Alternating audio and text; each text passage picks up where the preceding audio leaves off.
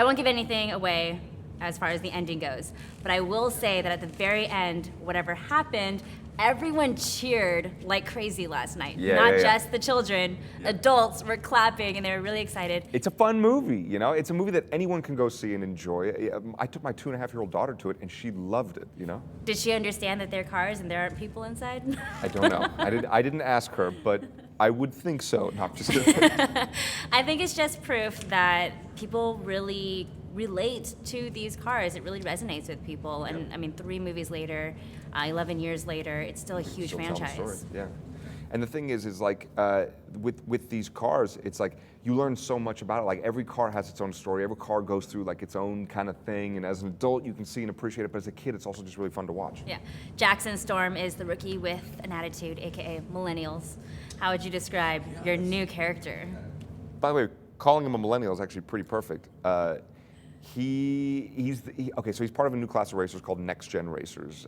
They're faster, they're quicker, they're more technologically advanced, but he doesn't have the heart and soul or love of the game that someone like Lightning McQueen would have. So he shows up and starts winning all these races and kind of pushes the old veteran racers to the peripheral sport.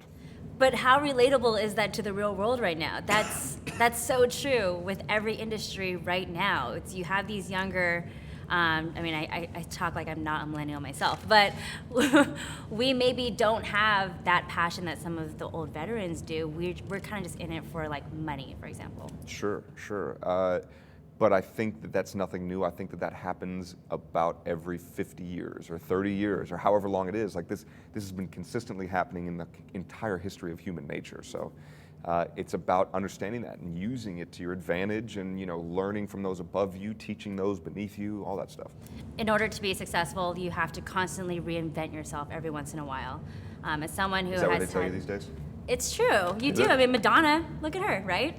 Okay. Very good example. That's okay. And that goes way back. Sure. But as someone who has had a great career and you are successful, what advice do you have for people who do need to reinvent themselves? Do they? Do you think they don't need to? You think that they can just do the same thing forever? Well, so this new invention of you, is it you? Who is it? Maybe like rebranding, right? Who cares about you can't always do the same thing. You're a millennial. I am a millennial. Yeah. For 50 years, if you're going to work for 50 years, you can't constly do the same thing. You have to evolve. You can if you're consistently getting better at it.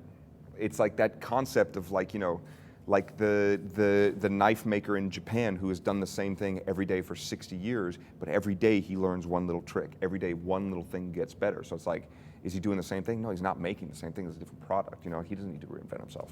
Okay, so let me ask you this. So then Cruz has this motto where she says, find the negative and use that to push through to the positive.